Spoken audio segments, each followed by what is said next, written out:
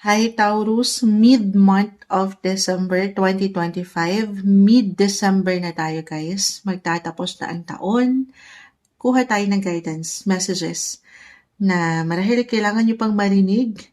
Ngayon, buwan na tayo ng Desyembre. Kamusta so far guys ang December nyo? Taurus, kamusta kayo? Taurus energy po tayo. Para sa mga taong maaring makapakinig nito, anong kailangang guidance ang marinig nila? Taurus, guidance advice para sa mga Taurus. Kukuha muna tayo ng pinaka message. Tapos, clarify natin guys. Pag-usapan natin. Ano nga asahan nyo? Mid-December 2025 po para sa mga Taurus na maaaring makapakinig nito. Guidance, anong parating sa kanila? Mid-month of December 2025. Guidance para sa mga taong ito. Mid-December, Taurus energy. Guidance para sa mga Taurus. Ano nga asahan ng mga Taurus? Ang dami. Sige, hindi natin pipigilan. Tatlo to. Trust. Tiwala. Pagtitiwala. I feel dito pa lang na meron kayong pagkakatiwalaan na isang tao ngayong mid-December. Maaring merong someone mature, someone na at ease kayo, comfortable, yung trust, yung security, especially why I'm getting a message, alam ko dito pa lang may hugot na, no?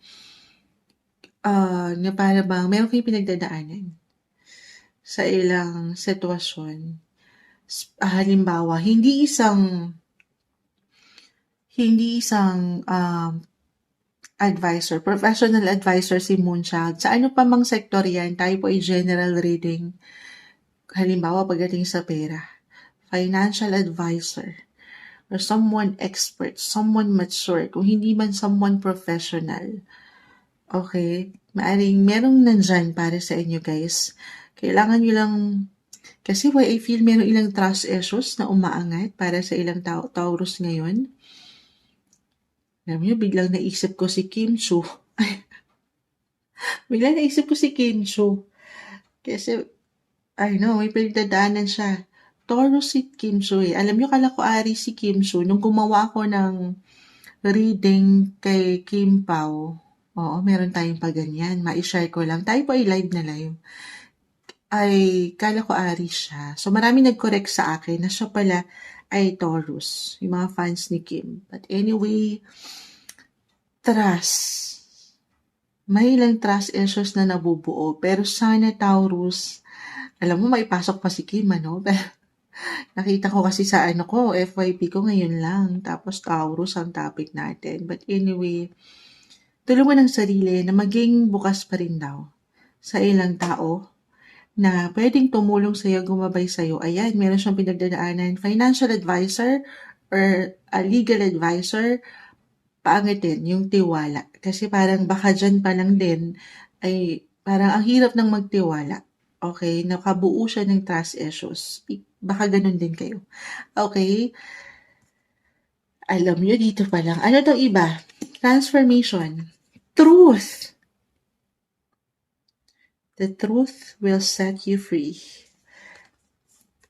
May mga pagbabago pa guys. Butterfly. Meron akong kausap ngayon lang na Taurus at ang topic namin ay butterfly. Sendal, ba nakukuha natin yung energy? Clarify ko to ha. Nasaan na yung baraha? Ito. Nawawala. Taurus, kahit pare-pareho kayo ng sign, magkakaiba po ang bawat isa. Patuloy kayong dumadaan sa transformasyon ng buhay. May ilang changes pa guys. Transformation, actually ngayon, since nandito tayo sa Sagittarius season, nag-highlight po ang inyong mga 8th house of transformation, transitions. May ilang changes pa ha. Sabay kayo dyan, huwag kayong ma-stuck as long as ay hindi ito ang katotohanan sa inyo. At yung justice, okay, parang ganun yung nakukuha ko din. Na wala kayong enerhiya na napapaangat, kundi pawang katotohanan lang. be transparent, paangatin yung puso nyo na may pagtitiwala pa rin. Sa kabila ng parang hindi kagaanan na inyong pinagdadaanan right now. Ay tayo Taurus, bakit ito yung umangat sa inyo? May hugot, guidance, mid-December, mid-month of December. Anong kailangan marinig ng mga Taurus? Energy check po, bakit ito yung bumagsak para sa kanila? Three of Fire. Okay. Ace of Air. Eight of Water. So, meron kayong i-release dito. Angat ang pagiging independent nyo. The Emperor, the Page of Air. Mid-December, Taurus. You will walk away.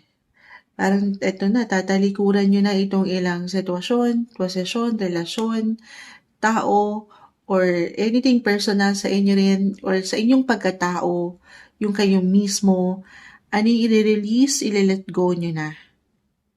Etong, alam yung hindi nakakapag-ambag ng something, benefit sa inyong buhay, bagkus ay naiiwanan kayo ng stress. Ayan. Huwag kayong ma-stock up doon, tulungan ng sarili. Sabi ko nga, patuloy na dumadaan sa transformasyon ang mga Taurus ngayon. Oo. Ace of Air, Page of Air. I feel anumang laban nyo sa buhay ngayon, guys, may papanalo nyo ito nang nasa balanse na at the same time, andito pa rin ang puso. I mean, kahit merong ilang trust na nabali or parang kayo mismo ay nahihirapan na panghawakan ng situation, mananatiling umaangat yung fire at yung kabutihan, yung pagiging generous ng inyong mga puso. Alam niyo, may hugot, mid-December. Pero, patuloy na tiwala sa proseso, sa inyong sarili, at syempre pasasamahan ito ng dasal, patuloy na dasal sa Kanya. Maging ano pa man po ang inyong faith, alam naman natin how powerful ang prayers. Pero sa mas practical, money ang umaangat din dito, guys. Queen of Earth, the Emperor. So, ay sabi ko nga una pa lang, someone expert. If ever, meron kayong ilang agam-agam when it comes to your finances, lapit lang kayo. Kahit sa simpleng pagpapayo ha, merong suporta, hindi kayo nag-iisa. Again, 8 house ang nag-highlight sa inyo ngayon, napakalawak niyan. 8 house of finances din yan, guys. Kung meron kayong, since holiday, humahabol kayo ng pag-shopping at kailangan nyo ng income, merong malalapitan sa mas practical, hindi sa kayo po ay aking hinihikayat. Pero dyan pumapasok ang paglo-loan or hindi man sa bangko, pero dyan po yun sa isang tao na pwede nyo pagkatiwalaan. Okay?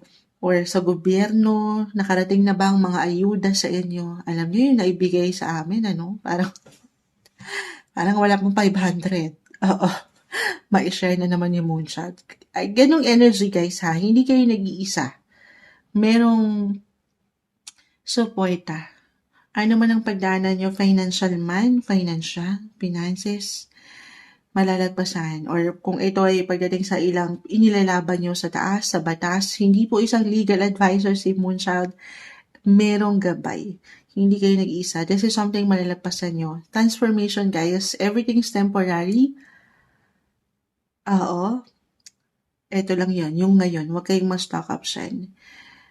At the end of the day, I see na, as long sabi ko nga, merong katotohanan na angat, guys. Merong marireveal pa. Pagkatiwalaan niyo yung proseso. Other messages, sa mas practical pa, kasi parang may hugot ang bawat isa. I see travel. Especially short trips for some of you. Meron ba? Kasama ang pamilya, mahal sa buhay, or mga bata, may ganong energy ako nakuha dito. May kasiyahan kung pahintulutan nyo ito. Or maybe this is a sign for some of you para if ever resonate yung ilang messages na parang may ilang laban sa buhay na hindi ganon kadali. then divert your focus muna kahit paano, magpapasko, holiday season, relax, enjoy din, travel, have fun, kasama ang ilang kaibigan, pamilya, actually. Oo. Three of Fire, international or kahit short, long or short distance travel lang ito. Baka ito po ay kahit paano makahinga kayo, makatulong. Okay. Ganun yung energy.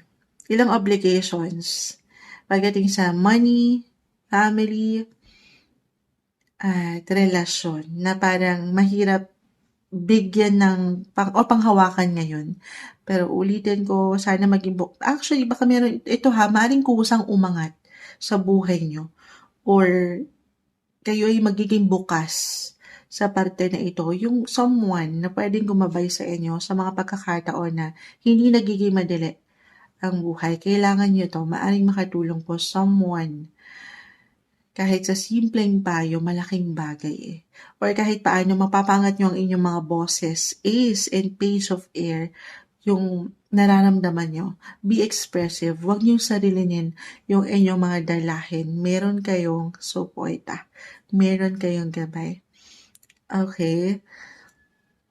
Ganon yung energy na nakukuha natin, guys. Hindi kayo nag-iisa. Have fun din. Deserve nyo yan. Magsaya sa inyong mga paraan. Ito yung umaangat na guidance, advice, messages para sa inyo. Mid-month of December 2025. Merry Christmas po. Happy Holidays para sa inyo, Taurus.